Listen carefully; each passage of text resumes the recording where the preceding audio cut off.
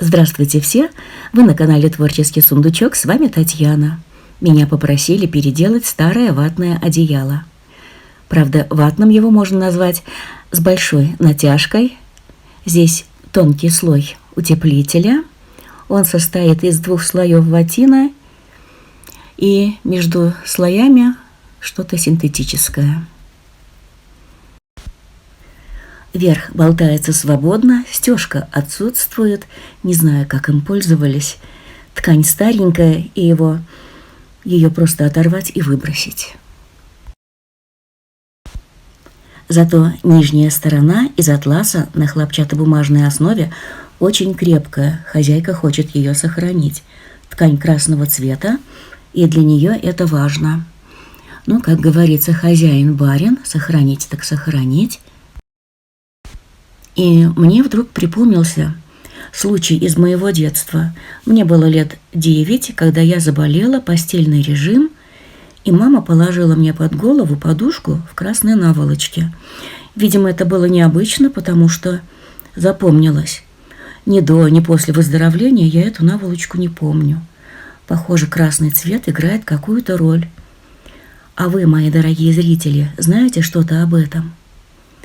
А хозяйке я предложила все это постирать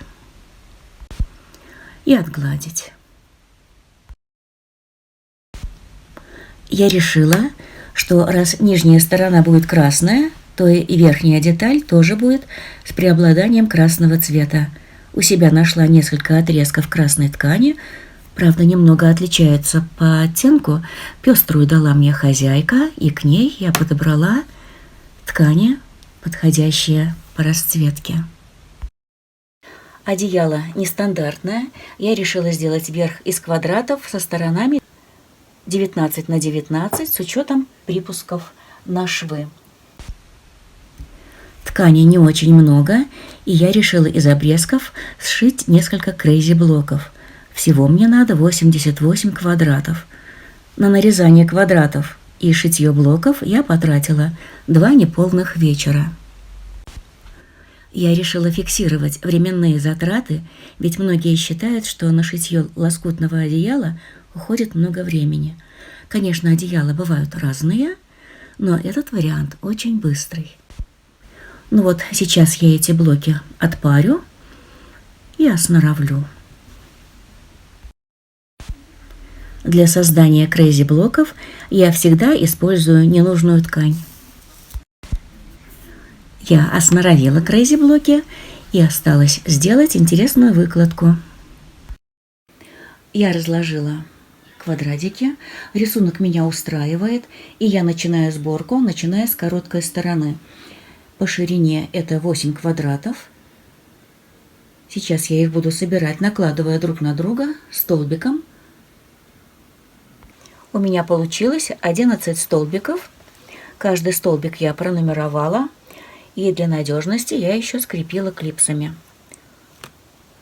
Тем более, что дома есть кому похулиганить. И теперь начну сшивать с первого столбика и продолжу так по порядку. И вот полосы из квадратов готовы. Номерочки я не убирала. Это нужно для того, чтобы не ошибиться в дальнейшей сборке. Теперь мне нужно соединить полоски. И я буду соединять вот таким образом, совмещая швы. Для удобства сшивания я буду соединять полоски попарно. Первая, вторая полоска, затем третья, четвертая, пятая, шестая, и в таком порядке до конца. И затем эти пары я буду соединять между собой. И чтобы избежать путаницы, я еще обозначу сторону соединения полосок вот таким образом с помощью зажима. Затем сложу все пары стопочкой и к машинке.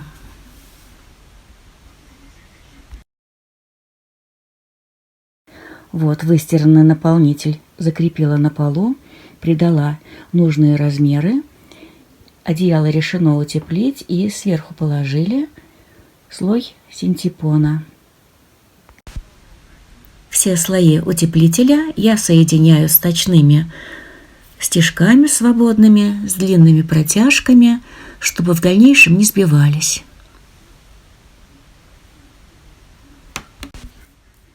Ну, хотя все равно будет стежка, но это не помешает.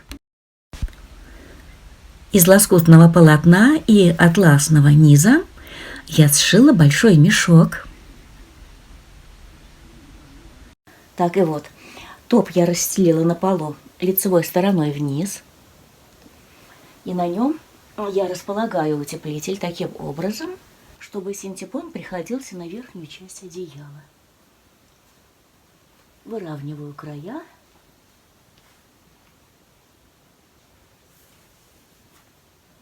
И теперь с зашитого конца я начинаю вот таким образом сворачивать колбаску.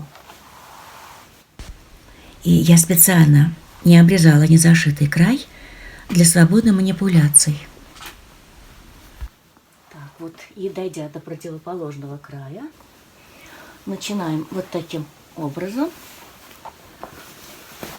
выворачивать.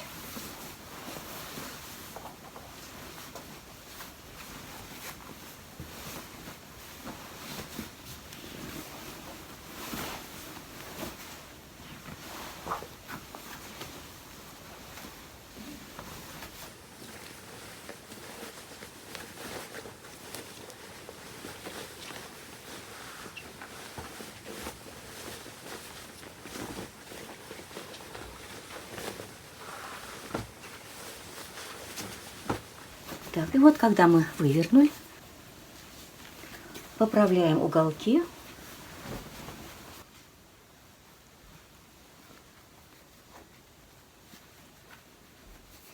И дальше уже дело техники.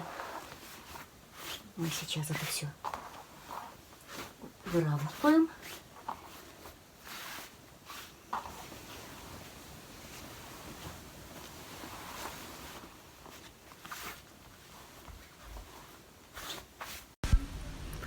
И вот одеяло готово к стежке. Открытый край зашила потайными стежками. Для стежки берем крепкие нитки. Если нитки толстые, то можно стягать в одну нить. У меня 40-ка. Я буду шить в 2 сложения.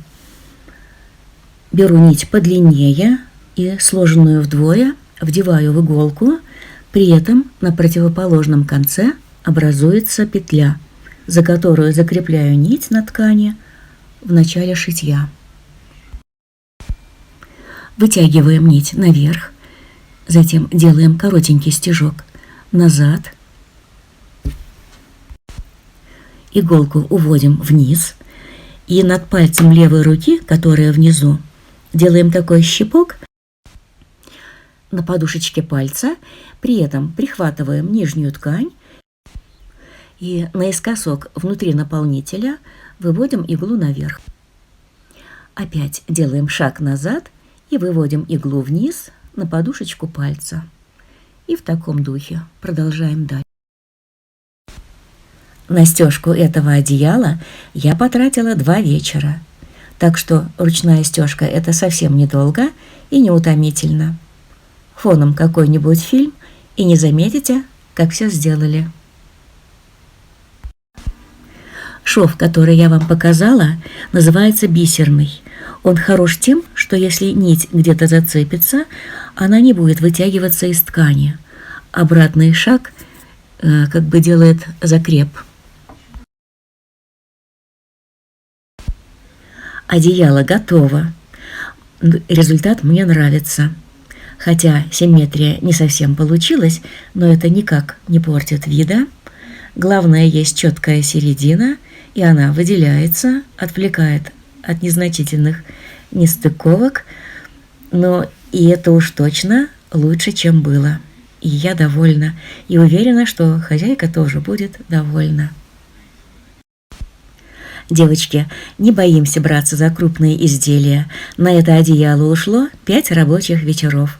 Надеюсь, я вас вдохновила. Я желаю вам здоровья и удачи в ваших делах. Пожалуйста, пишите комментарии. Я их читаю, и они для меня большая поддержка. Всегда отвечала на все комментарии, но при нынешнем режиме работы Ютуба я не могу ответить даже на один комментарий, потому что очень сильно тормозит, уходит очень много времени. Порой не могу даже сердечко поставить. Поэтому не обижайтесь и поймите, что эти издержки не по моей вине. Если вам сегодняшнее видео понравилось, если оно вас вдохновило, ставьте лайки, делитесь с друзьями в соцсетях, а я с вами на этом прощаюсь. До скорой встречи.